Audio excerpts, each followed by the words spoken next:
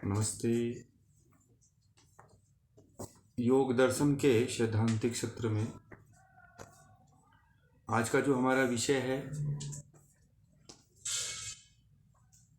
5 स्थूल भूतों में संयम करने का फल, कौन कौन से क्या क्या फल की प्राप्ति होती है, उसके बारे में विभूतिपाद का ये 44वां सूत्र है। स्थूल स्वरूप सूक्ष्मा अन्व यार्थवत्वं संयमाद भूतजय। इसके शाब्दिक अर्थों को समझेंगे, इसके शब्दों के अर्थ क्या क्या होते हैं। तो स्थूल स्वरूप सूक्ष्म अन्वय अर्थवत्व और संयमात, ये संस्कृत के 6 शब्द हैं। इनका जो अर्थ है कि भूतों के 5 रूप हैं। भूतों के जो 5 महाभूत हैं उनमें 5 रूप बताए हुए हैं। वह कौन कौन से रूप हैं? स्थूलता का है, स्वरूप है उसके अंदर, सूक्ष्मता का है, अन्वय है तथा अर्थवत्व और अगला जो शब्द है संयमात, यानी कि संयम करने से भूत जय। भूत जय का तात्पर्य है भूतों पर विजय प्राप्त होता है। ये इस सूत्र के शाब्दिक अर्थ है। इसका अर्थ ये होगा कि पृथ्वी आदि जो 5 भूत हैं, स्थूल जो भूत हैं, इन 5 रूपों में संयम करने पर अधिकार प्राप्त हो जाता है। अर्थात योगी इन भूतों से यथेष्ट जो है प्रयोजन को सिद्ध कर लेता है तथा ये जो भूत हैं योगी के बंधन का कारण नहीं बनते हैं। सबसे बड़ी बात है कि जब संयम योगी कर लेता है तो उसके मोक्ष में ये बंधन का कारण नहीं बनता है। ये जो स्थूल 5 महाभूत हैं ये नहीं तो क्या होता है कि आप लोगों ने देखा होगा कि लोग शरीर के बंधन में फंस जाते हैं। बहुत बड़े बड़े योगी महात्मा या फिर लोगों को देखा होगा जो अपने आप को योगी तो कहते हैं, आत्मा तो कहते हैं, परंतु शरीर के जो पृथ्वी आदि जो 5 महाभूतों से बना हुआ शरीर है इसके मोह में आ जाते हैं। तो जब इन पे कोई योगी जब संयम करता है, योग दशा को जब प्राप्त होता है, तब जो है वह इन 5 महाभूतों के बंधन में जो है वह नहीं फंसता है। ये महर्षि पतंजलि का 5 महाभूतों में संयम करने से ये योगी आदि साधकों को फल प्राप्त होता है। अब व्यास आदि जो ऋषि हैं, व्यास भाष्य जो किया हुआ है उन्होंने कहा कि जो 5 महाभूत हैं उसमें ये शब्द आए हैं कि स्थूल स्वरूप सूक्ष्म अन्वय और अर्थवत्व ये जो शब्द आए हैं 5 जो पृथ्वी आदि 5 महाभूत जो है अपनी अपनी 5 विशेषताओं के साथ जाने जाते हैं। ये जो 5 महाभूत है ना, इनमें 5 विशेषताएं होती हैं। इनको जो है 5 विशेषताएं इनमें प्रमुख रूप से दिखाई देती है। वो कौन कौन सी है? स्थूल, इन 5 महाभूतों में एक तो स्थूलता होता है। स्थूल किसको कहते हैं कि पृथ्वी आदि 5 महाभूतों के विशेष जो धर्म हैं जो हमारे अनुभव में आते हैं, पृथ्वी आदि के जो विशेष धर्म हैं जो हमारे अनुभव में आते हैं वे उनके स्थूल रूप हैं। ये क्या हैं? ये उनके स्थूल रूप हैं। जैसे पृथ्वी की गंध, जल की रस, अग्नि का रूप, वायु का स्पर्श तथा आकाश का शब्द, ये जो है पृथ्वी आदि पंच महाभूतों के विशेष धर्म से जो धर्म हैं जो हमें अनुभव से प्राप्त होते हैं वह ये हैं कि पृथ्वी से हमें से गंध महसूस होता है, जल से रस की अनुभूति होती है, अग्नि से रूप की, वायु से स्पर्श की और आकाश से शब्द की। और जो दूसरा है पृथ्वी आदि तत्व के जो रूप हैं उनमें स्वरूप है।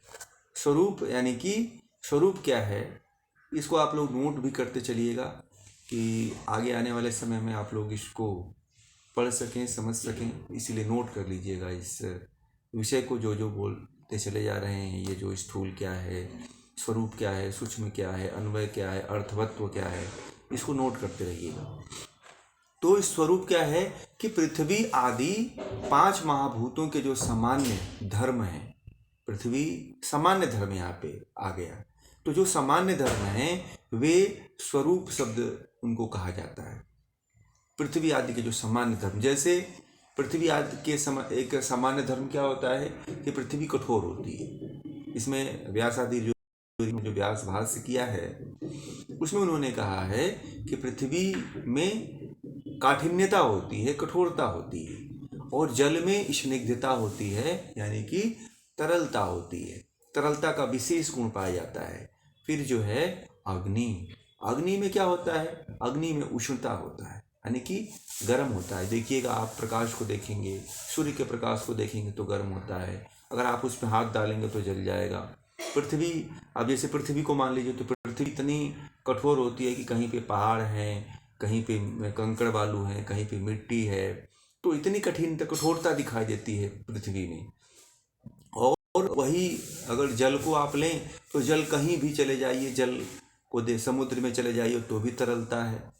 नदी के जल को ले लीजिए तो भी उसमें तरलता है, स्निग्धता है, स्वच्छता है, रंगहीन है, गंधहीन है, जो जल के सब विशेष जो गुण सारे आते हैं, ये सबको धोने का कार्य करता है। सबको, जल ही एक ऐसा पदार्थ है जो सबको धो देता है, सबको स्वच्छ कर देता है, इसलिए इसे निर्मल कहा गया है।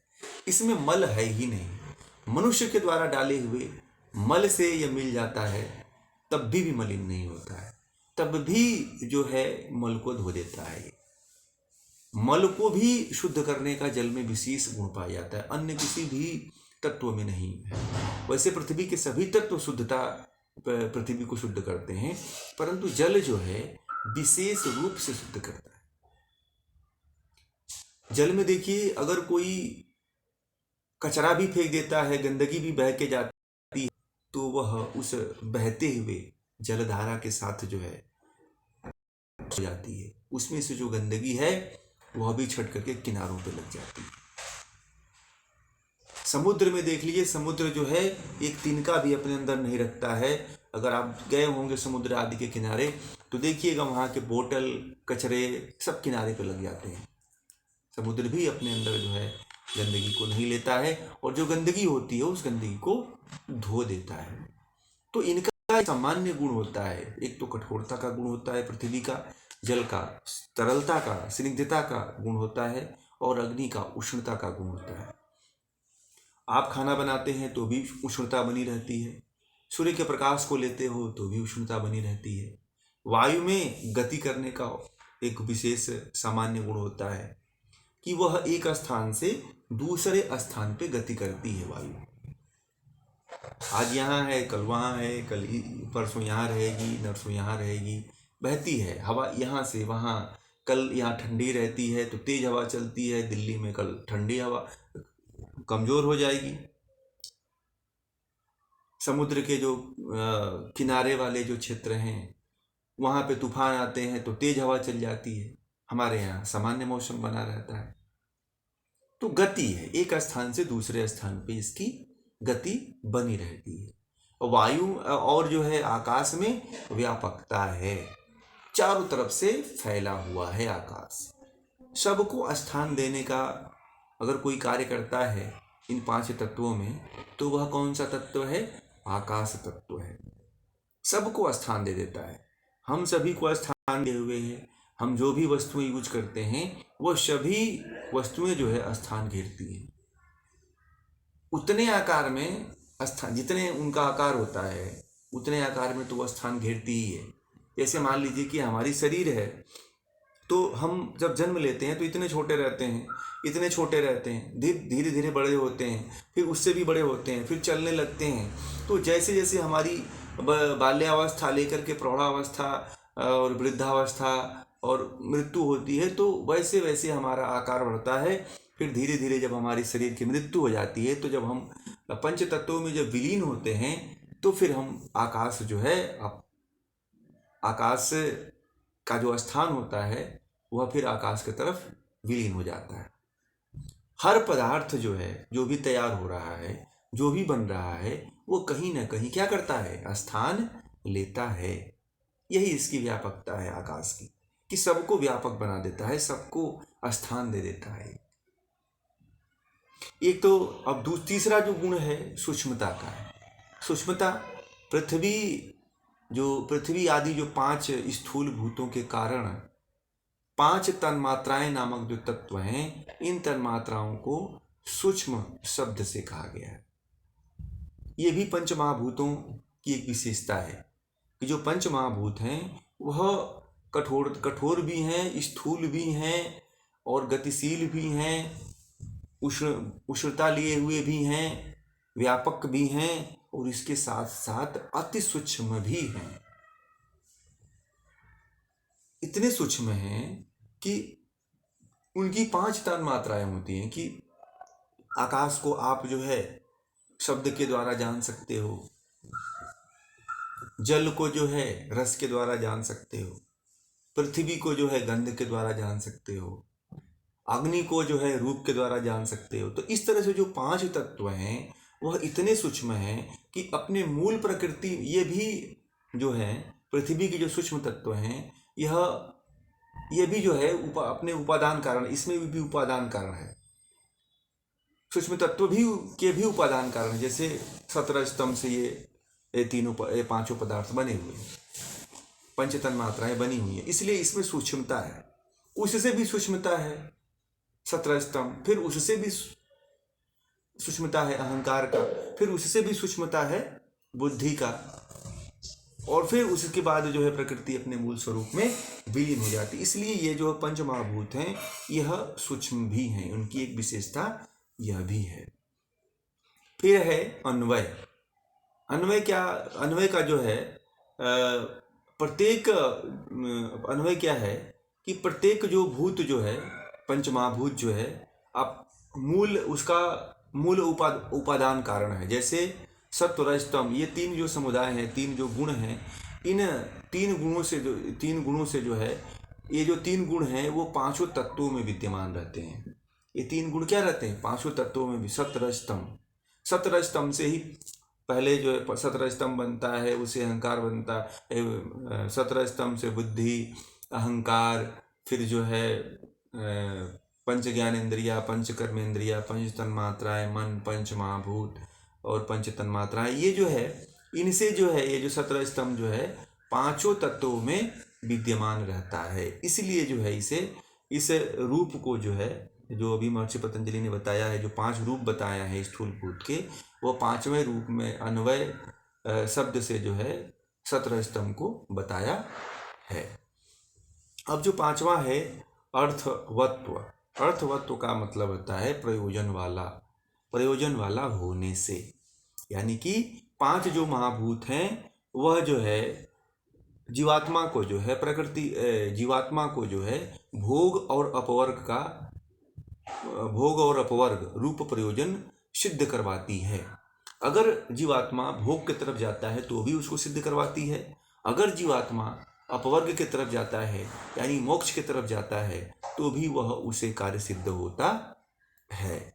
तो इस तरह से जो है जो भी जीवात्मा होती है उसके लिए अर्थवत्व जो है विशेष जो है कार्य करता है। इस तरह से पृथ्वी आदि जो उपयुक्त जो है स्थूल स्वरूप आदि जो 5 रूपों में जो है कह रहे हैं कि इन 5 रूपों में अगर योगी संयम करता है तो उनके गुण कर्म स्वभाव को अच्छी प्रकार से जान लेता है और उसके फल को, उसके प्रयोजन को जान करके उसके फल को प्राप्त करता है।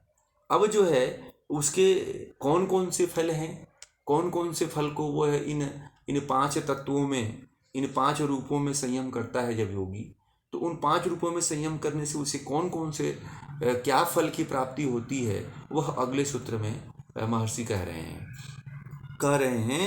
उसको इस विषय को जो है कल रखेंगे। तो जो है आज का जो विषय है ये जो योग दर्शन का फिर यहीं पे पूरा करते हैं।